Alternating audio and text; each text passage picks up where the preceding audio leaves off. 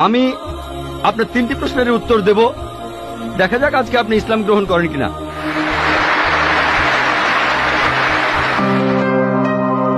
Good evening sir, আমি পেশায় একজন শিক্ষিকা। এছাড়াও আমি ইসলাম ও অন্যান্য ধর্ম নিয়ে রিসার্চ করি। আপনার নামটা কি জানতে পারি? আমি নীলিমা। আপনার লেকচারের জন্য অসংখ্য ধন্যবাদ। তবে আমি কিছু ব্যাপারে একটু জানতে চাই।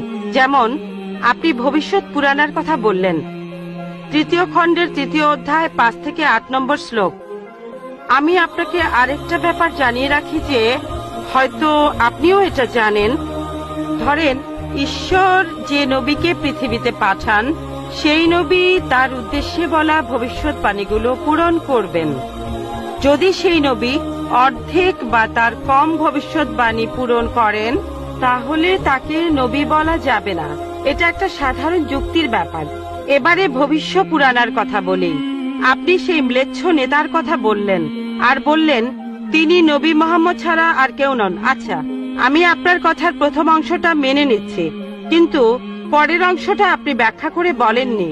এখন আপনাকে বলি, ম্লেচ্ছ একটা সংস্কৃত শব্দ, আর সংস্কৃত ডিকশনারি অনুযায়ী ম্লেচ্ছ শব্দটার অর্থ অনার্য অথবা পাপী অথবা খারাপ লোক। ম্লেচ্ছ শব্দটার এই 3টা অর্থ হয়।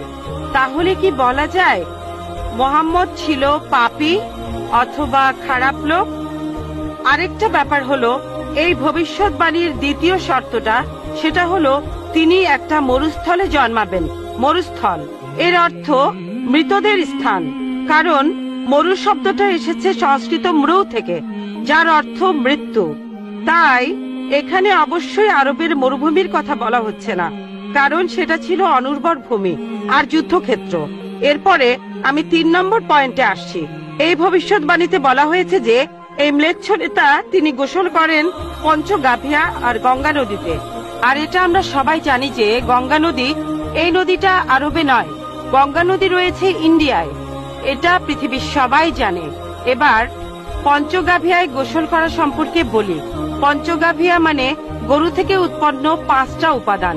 এই উপাদানগুলো হলো দুধ, দই, ঘি, প্রস্রাব, গোবর। এখন ভবিষ্যৎবাণীটাকে সত্যি হতে গেলে এই কথাটাও তাহলে সত্যি হতে হবে। আপনি কি আমাকে পবিত্র কোরআনের এমন কোন আয়াত দেখাতে পারেন যেখানে বলা আছে যে মোহাম্মদ গোসল করেছিল গঙ্গার জলে বা সেই 5টা উপাদান দিয়ে, অর্থাৎ দুধ, দই, ঘি, প্রস্রাব আর গোবর? তাহলে আজকে ইসলাম গ্রহণ করব। Thank you sir. বোন, আপনি ঠিক